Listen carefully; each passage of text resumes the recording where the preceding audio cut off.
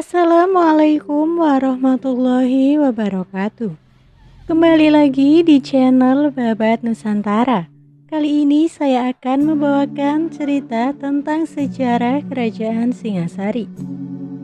Kerajaan Singasari terletak pada sebelah timur Gunung Kawi di hulu Sungai Brantas, Jawa Timur. Pada abad ke-13, Singasari hanyalah sebuah desa kecil. Singasari muncul di permukaan sejarah awal abad ke-13 di lembah Sungai Brantas, sekitar kota Malang. Berdasarkan prasasti Kudadu, nama resmi Kerajaan Singasari yang sesungguhnya ialah Kerajaan Tumapel. Menurut negara Kertagama, ketika pertama kali didirikan tahun 1222, ibu kota Kerajaan Tumapel bernama Kutaraja. Sumber-sumber sejarah. Keberadaan Kerajaan Singasari dibuktikan melalui candi-candi yang banyak ditemukan di Jawa Timur, yaitu daerah Singasari sampai Malang. Juga melalui kitab sastra peninggalan zaman Majapahit yang berjudul Negara Kertagama, karangan Bu Prapanca, yang menjelaskan tentang raja-raja yang memerintah di Singasari, serta kitab Pararaton yang juga menceritakan riwayat Ken Arok yang penuh keajaiban. Kitab Pararaton isinya sebagian besar adalah mitos atau dongeng, tetapi dari kitab Pararatonlah asal-usul Ken Arok menjadi raja dapat diketahui. Diceritakan bahwa Batara Brahma sedang bermesraan dengan Kendok di ladang Lelateng dan berpesan agar Kendok jangan berkumpul lagi dengan suaminya. Larangan tersebut menyebabkan pisahnya hubungan Kendok dengan suaminya yang bernama Gajah Para. Kendok kemudian pulang ke desa Pangkur dan Gajah Para pulang ke desa Cambara. Konon, 5 hari kemudian Gajah Para meninggal karena melanggar larangan Batara Brahma dan karena panasnya anak yang masih dalam kandungan Kendok. Pada saatnya Kendok kemudian melahirkan bayi laki-laki yang karena malunya bayi tersebut segera dibuang ke kuburan. Pada malam harinya, pencuri yang bernama Lembong pergi ke kuburan dan sangat terkejut melihat cahaya yang berpendaran yang berasal dari bayi yang sedang menangis. Karena kasihan, bayi tersebut kemudian dipungut oleh Lembong dan diberi nama Ken Arok. Ken Arok tumbuh menjadi dewasa dan kegemarannya adalah suka berjudi, sehingga barang-barang milik ayah angkatnya habis untuk dipakai berjudi. Hal tersebut menimbulkan kekesalan dalam diri Lembong, sehingga mengusirnya dari rumah. Ken Arok kemudian pergi ke rumah Lembong dan di tengah jalan bertemu dengan Bango Sambaran, penjudi dari desa Karuman, dan diajak ke tempat perjudian. Dalam perjudian tersebut, Bango Sambaran bernasib baik memenangkan perjudian dan Ken Arok dianggap membawa keberuntungan bagi dirinya. Karena istri tua Bango Sambaran tidak mempunyai anak, Ken Arok kemudian diangkat sebagai anak. Di rumah Bango Sambaran, Ken Arok tidak bisa bergaul dengan anak-anak Tirtaraja, istri muda Bango Sambaran. Ken Arok kemudian bergaul dengan 3 anak kepala desa Siganggeng. Kenakalan Ken Arok semakin bertambah, yaitu selain berjudi, dia juga berani merampok sehingga menimbulkan keresahan di kalangan penduduk Tumapel dan menjadi buruan aku Tumapel. Namun demikian, Ken Arok selalu berhasil lolos dari bahaya berkat perlindungan dari Sang Hyang Brahma. Sementara itu, orang Daha sudah mengetahui tempat persembunyian Ken Arok di Turyantapada, kemudian melakukan pengejaran. Ken Arok berhasil melarikan diri ke desa Tugaran, kemudian ke Gunung Pustaka, dilanjutkan ke desa Limbahan, dari desa Limbahan ke desa Rabut, sampai akhirnya sampai di desa Panekikan. Atas saran seorang nenek, Ken Arok kemudian bersembunyi di Gunung Lejar. Dalam persembunyian tersebut, Ken Arok mendengar keputusan para dewa yang mengatakan bahwa dirinya lah yang ditakdirkan akan menguasai Pulau Jawa. Pada suatu hari, Ken Arok bertemu seorang Brahmana dari India bernama Lohgawe yang datang ke tanah Jawa mencari titisan Wisnu. Ciri-cirinya yaitu raja telapak kanannya, yaitu cakra, dan tangan kirinya bertanda tutup kerang. Dari ciri-ciri yang ditemukan pada diri Ken Arok, Lohgawe yakin kalau Ken Arok adalah orang yang dicarinya. Pesan ini didengar oleh Brahmana Lohgawe pada saat akan melaksanakan pemujaan kepada Dewa Wisnu di suatu candi. Dengan jelas, didengarkan bahwa Dewa Wisnu tidak ada lagi di pemujaan, tetapi telah menitis pada orang yang bernama Ken Arok dari Pulau Jawa. Ia diperintahkan mencarinya di perjudian. Ken Arok kemudian dibawa oleh Brahmana Lohgawe menemui Akuwu Tumapel. Tumapel merupakan salah satu daerah bawahan kerajaan Kediri. Akuwu atau camat Tumapel pada saat itu bernama Tunggul Amatung. Atas bantuan Lohgawe, Ken Arok dapat diterima bekerja sebagai pengawal Tunggul Amatung. Tunggul Amatung memiliki seorang istri cantik bernama Kendedes. Kendedes adalah anak pendeta Buddha dari desa Panawijen bernama Empu Purwa. Konon, ketika Tunggul Amatung datang ke desa Panawijen untuk melamar Kendedes, Empu Purwa sedang bertapa. Karena tidak kuat menahan nafsunya, Kendedes kemudian dilarikan ke Tumapel dijadikan istri. Ketika Empu Purwa pulang dari pertapaan dan mendapatkan putrinya sudah tidak ada lagi, Empu Purwa kemudian menjatuhkan kutukan. Semoga yang melarikan anak saya tidak akan selamat hidupnya. Semoga mati kena tikam keris. Penduduk desa Panawijen juga tidak luput dari kutukan Empu Purwa karena enggan memberitahukan peristiwa pelarian anaknya oleh Tunggul Amatung. Desa Panawijen dikutuk supaya sumber air dan sumur di desa tersebut kering. Ketika Ken Arok tiba di Tumapel, Kendedes sedang mengandung. Bersama suaminya, Kendedes pesiar ke Taman Baboji. Waktu turun dari kereta, kain Kendedes tersingkap dari betis sampai pahanya. Dari kemaluan Kendedes keluar cahaya. Peristiwa tersebut diceritakan kepada Brahmana Lohgawe. Jawab Lohgawe bahwa wanita yang rahasianya menyala adalah wanita Waneswari, di mana keturunannya akan menjadi raja besar.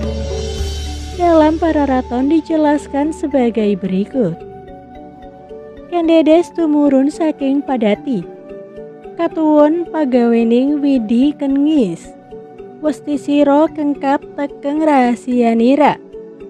Neber katon murup deniro, Ken Arok langiro dahyang Lohgawe. Yen hana Sri mangkana iku, Sri Nariswari, arane yadyaning wong. Papa angapala, ring wong wadon iku, dadi Ratu Anakrawati. Ketika Kendedes turun dari keretanya, ada angin semilir hingga membuat betisnya terlihat, terbuka hingga ke rahasianya, dan terlihat menyala oleh Ken Arok. Dijawab oleh pendeta Lohgawe, jika ada wanita dengan nyala seperti itu, disebut Nariswari. Jika ada orang bisa mengawininya, walaupun dia berdosa, kelak dia akan menjadi raja besar.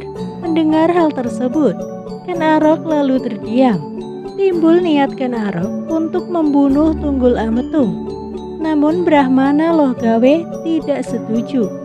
Ken Arok kemudian meminta izin untuk mengunjungi ayah angkatnya, yaitu Bango Samparan, dan menceritakan peristiwa yang dialaminya dan rencana yang akan dilaksanakan. Bango Samparan kemudian memperkenalkan Ken Arok pada sahabatnya yang bernama Empu Gandring dari desa Lulumbang. Ia seorang ahli dalam membuat pusaka ampuh. Ken Arok kemudian memesan keris dan memberi batas waktu 5 bulan supaya keris tersebut selesai dibuat.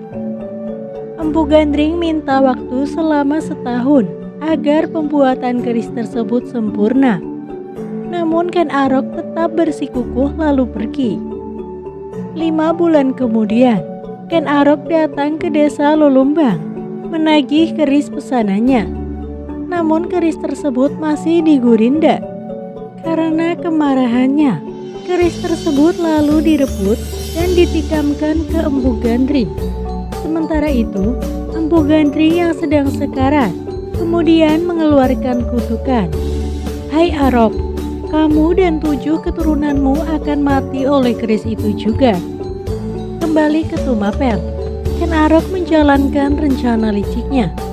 Mula-mula, ia meminjamkan keris pusakanya kepada Kebo Ijo, rekan kerjanya sesama pengawal.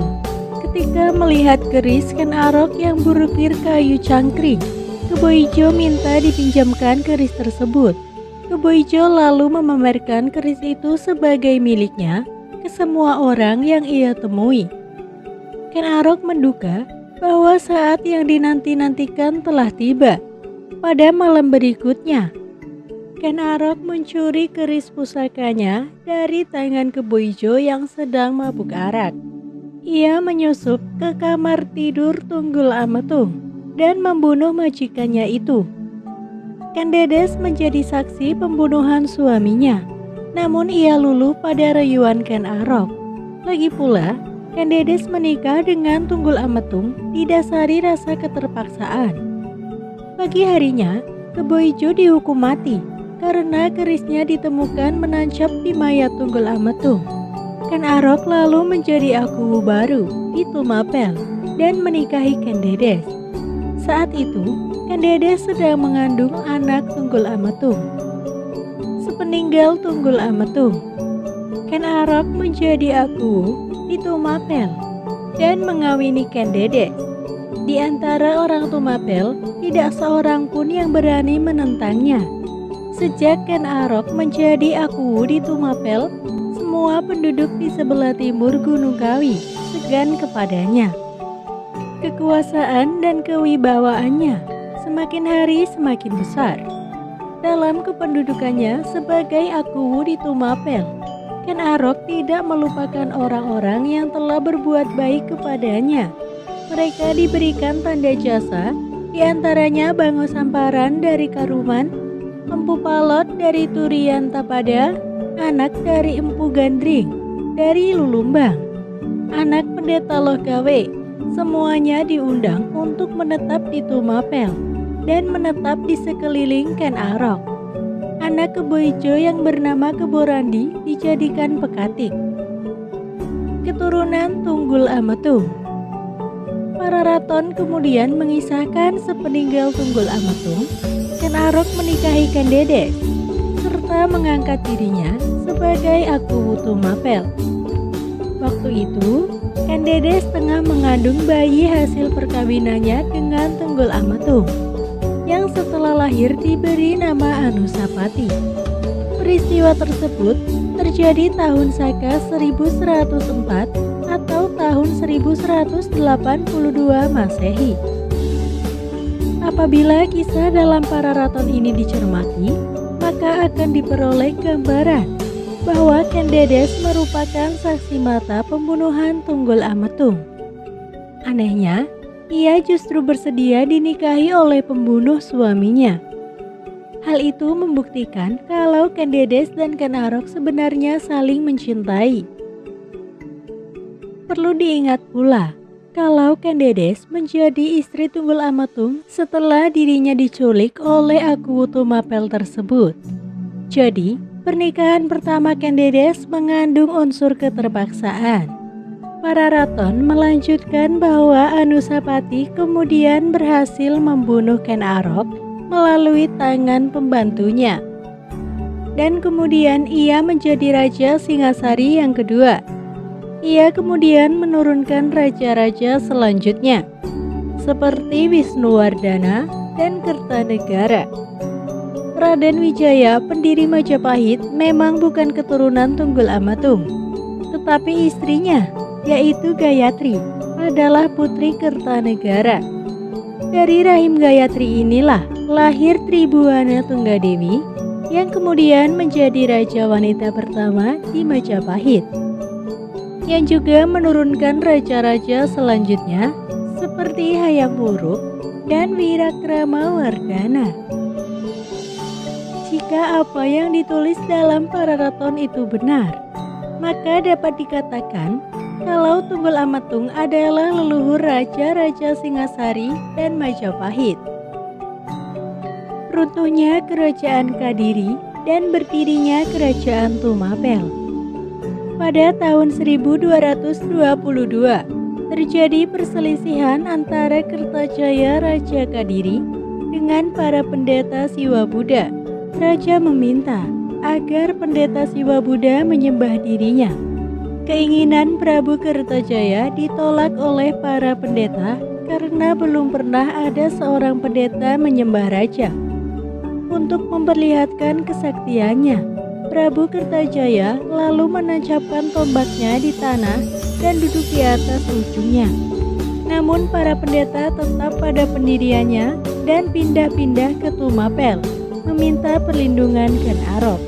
Kertajaya mengaku tidak ada yang bisa mengalahkan dirinya kecuali Batara Siwa. Mendengar sesumbar itu, Ken Arok pun memakai gelar Batara Siwa dan siap memerangi Kertajaya.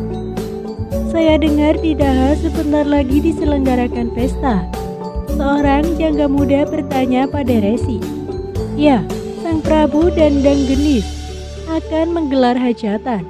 Beliau mengundang seluruh pendeta, resi, dan pujangga dari pelosok negeri jajahannya. Daha atau Ndoho kini sebuah wilayah kecil saja di Kabupaten Kediri. Di atas lembaran lontar tertuliskan, Sang Prabu mengharap kehadiran mereka pada upacara tersebut. Wakil-wakil kalangan bawah pun didatangkan. Dalam benak para resi, pandita dan jangga membawa misteri berbeda-beda. Ada apa gerangan Sang Prabu tiba-tiba menyebarkan undangan bertintakan emas? Ada menyangka ini jelas perintah maha penting dan dirahasiakan. Pun pula ada yang mengira Sang Prabu sedang sakit. Kepura-puraan mengundang agar tak diketahui halayak masyarakat, dan diharap para pandita sudi menyalurkan daya dinaya demi kepulihannya. Undangan telah disebar.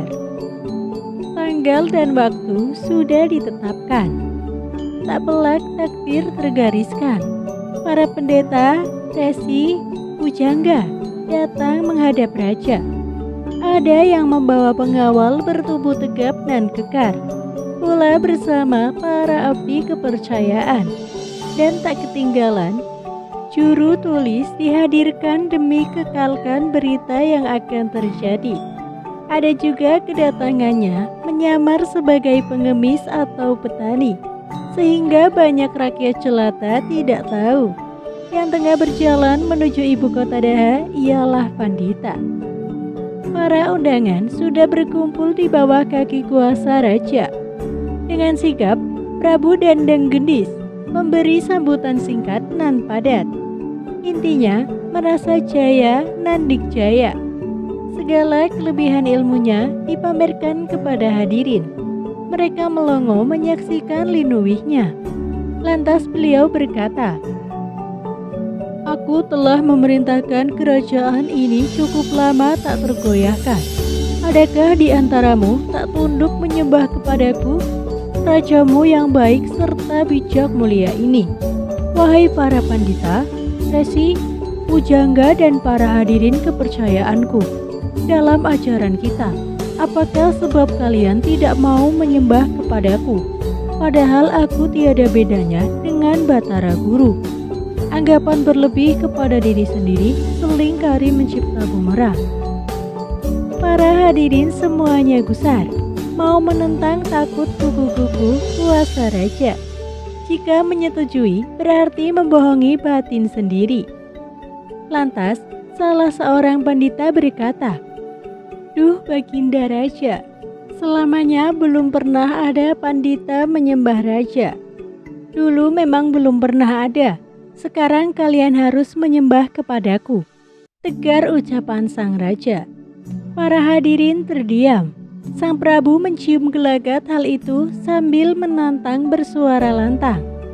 "Kalau kalian ragu yang saya maksud, cobalah semua maju melawan diriku." Seakan serentak, ruangan pendapa itu makin lama kian hening tak bergeming, seolah tiada makhluk hidup. Seekor semut pun tak berani beranjak dari tempatnya. Prabu Dandang Gendis merupakan raja disegani kala itu. Bala tentaranya gagah pemberani. Para prajuritnya patuh menjunjung tinggi titah raja. Kisah Dandang Gendis ini menyerupai Firaun dan lebih, sebab dirinya secara sadar menganggap Tuhan tanpa kemabukan kuasa berlebihan. Ingin mendapati kepala-kepala orang bersujud di hadapannya. Suara pendapa kedaton daha hening suwung. Sang raja bolak-balik mengelilingi para hadirin yang dipercayakan dapat mendaulat dirinya menjelma Batara Guru.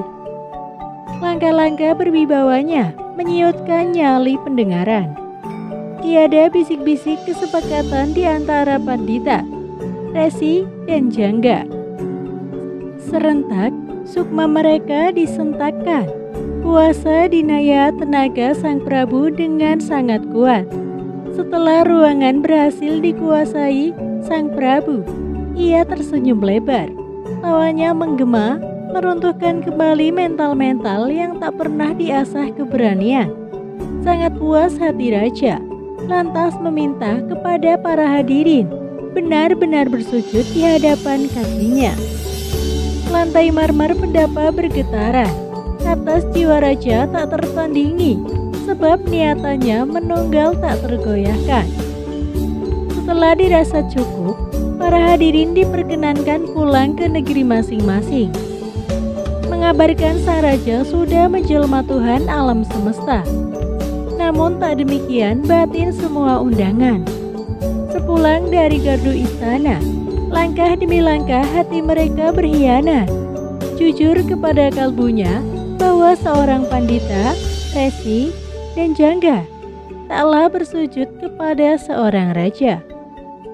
Sejak lama para pandita, resi, dan pujangga daha telah mendengar kabar bahwa di daerah Tumapel yang berubah nama Singosari, daerah sebelum memasuki kota Malang, sekarang menjadi kota kecil saja, ada seorang raja yang berwibawa dan disenangi, bergelar Sri Rajasa. Alam pertanian palawija serta rerumputan padi juga perdagangan di wilayah tersebut makmur. Seolah Dewata memberi restu sentausa bagi tahtanya selamanya. Tak jauh dari perbatasan kota Daha, para undangan sang Prabu mengurungkan langkah ke negeri masing-masing. Batin mereka menyerahkan kepercayaan kepada penguasa Singosari. Sebagai pulung selanjutnya, sebagian besar mereka menuju ke Singosari guna menghadap Rajasa, yang awal kelahirannya bernama Ken Anggrok atau Ken Arok. Setelah para pandita, resi, dan pujangga kerajaan Daha bersepakat ke Singosari, berangkatlah mereka. Ken Anggrok sebelum menjadi raja ialah sosok begundal, perampok tersohor, penjudi ulung, penyambung ayam kawakan, juga pemetik bunga pinggir jalan. Suatu kali, ia memiliki banyak ekor ayam jantan. Si jago itu amat kesohor. Banyak ayam jago, lawan-lawannya lari pecirit tunggang langgang. Di samping banyak pula berpulang cacat oleh ulahnya. Ayam pemberani Anggrok itu sempat melegenda, sebab mati di tengah gelanggang.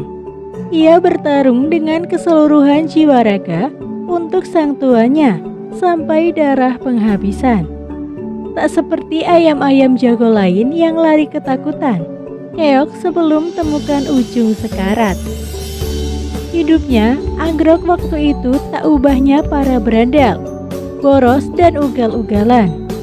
Ludes uang hasil judi menjadikan ia sosok perampas, merampok para saudagar yang melewati hutan, tempat ia menanti antrian nasib naas yang ditunggunya. Di tempat itu, ia memiliki cerita menarik. Pernah ada seorang tua melewati hutan itu dan menyapa kepada Anggrok. "Nak," katanya, "melewati hutan ini membahayakan. Bisakah Ananda membantu saya dalam perjalanan pulang?" Anggrok tersenyum. Diantarnya orang itu sampai ke kediamannya. Jalan hidup manusia memang sulit ditebak, selalu berkelok memasuki ruang-ruang jiwa. Tak seorang pun tahu dan memahami pribadi yang lain secara peka dan juntrung. Insan yang berilmu, pengalaman, ketika dinaikkan derajatnya menjadi penguasa, jawabannya ia makin serakah atau loman kepada rakyatnya. Ken Anggrok memilih jalan kedua. Seakan telah kenyang perbuatan angkara murka, sudah puas mengumbar hawa nafsunya, atau telah insaf, sebab ulahnya dikala merebut kekuasaan secara paksa.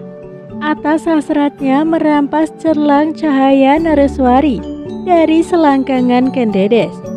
Sewaktu Tunggul Ametung terkena sirep atau ilmu sihir menidurkan musuh dan tertikam keris gandring atas Anggrok, ia kubur dalam-dalam watak beringas.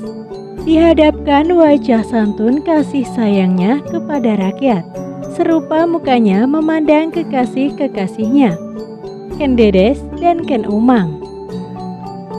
Saat para jangga, resi, dan pandita sampai ke kota Singosari, sungkemlah rombongan tersebut memberi dukungan dengan alasan kemakmuran negara.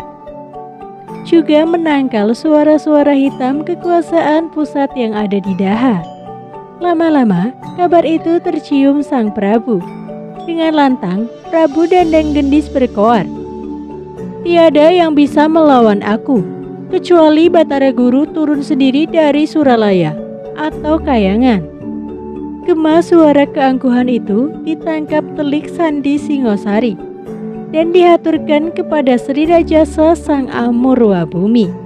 Dengan bernaluri keyakinan, Ken Anggrok meminta restu kepada para pandita, resi, dan jangga yang setia mendukungnya untuk mengangkatnya bergelar Sang Hyang Caturbuja atau Batara Guru sebagai usaha memantapkan mental lewat mitos bahwa manusia sanggup menjelma apa saja.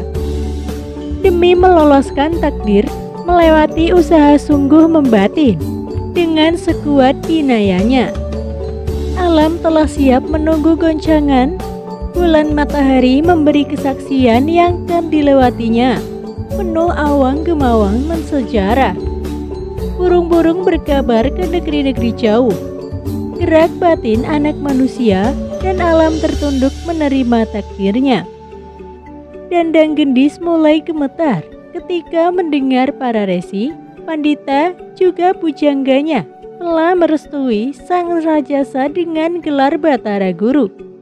Hanya umpat pedas nan tajam yang keluar dari mulut sang Prabu. Hal itu tak disia-siakan Anggrok. Ketika keangkuhan mental peperangan terpancing, magnet saling tarik kekuatan atau terlempar jauh dari lawannya. Niat ibarat magnet, sanggup menarik jarum di dekatnya dan bisa menggetarkan lempeng besi walau mata tak melihatnya. Anggrok bersama suara alam langit bergemuruh, kekuatan bumi merapatkan barisan. Para tentaranya yang digembleng langsung olehnya sudah terlatih menghimpun pertahanan juga menyerang. Seperti disusupi arwah leluhur, para tentara itu menerjang berhamburan ke kota Daha. Ada menyusuri pinggiran sungai, menanjaki bukit dan tebing, menyusup laksana angin pada rerumputan. Pasukan Singosari dicegat bala tentara Daha di sebelah utara Ganter. Bertarung kikis, prajurit kedua belah pihak habis-habisan, saling mengeluarkan kedikjayaan. Mungkin kehendak sejarah Tuhan, Panglima Perang Daha tewas. Berhamburan anak-anak buahnya bagai bebatuan kali diterjang banjir bandang. Sebagian besar gelimpangan bak pohon pisang yang tanahnya digerus luapan air begawan, terhanyut mengikuti arus kekalahan sampai samudra penaklukan. Perang antara Kadiri dan Tumapel terjadi di desa Ganter. Pada pertempuran tersebut, Makesa Walungan dan Gubar Baleman, Hulu Balang, Kerajaan Kediri tewas dalam pertempuran. Pihak Kadiri kalah, Kertajaya melarikan diri, bersembunyi di dalam sebuah candi. Sejak saat itu, Tumapel menjadi kerajaan baru yang merdeka. Ken Arok menjadi raja pertama dengan gelar Sri Rajasa Batara Sang Amurwa Bumi. Arca-arca peninggalan zaman Singasari, Ken Arok akhirnya berhasil mewujudkan ambisinya dan sejarah mencatatnya sebagai pendiri dinasti baru, yaitu Rajasa.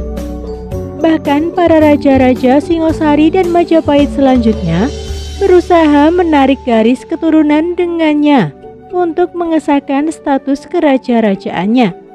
Sebagai raja pertama Singosari, maka Ken Arok menandai munculnya dinasti baru, yaitu dinasti Rajasa atau dinasti Girindra. Untuk menambah pemahaman Anda tentang keturunan dinasti Rajasa, maka simaklah silsilah berikut ini. Raja-raja Singasari atau Tumapel versi para raton adalah 1. Ken Arok alias Rajasa Sang Amurwa Bumi 1222 hingga 1247. Yang kedua, Anusapati 1247 hingga 1249.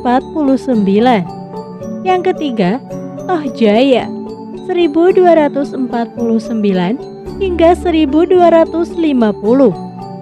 Yang keempat, Wisnuwardana 1250 hingga 1272. Yang kelima, Kertanagara 1272 hingga 1292. Itulah cerita yang dapat saya sampaikan tentang sejarah Kerajaan Singasari. Kurang lebihnya saya mohon maaf. Tetap dukung channel kami dengan cara klik like, komen, dan subscribe. Wassalamualaikum warahmatullahi wabarakatuh.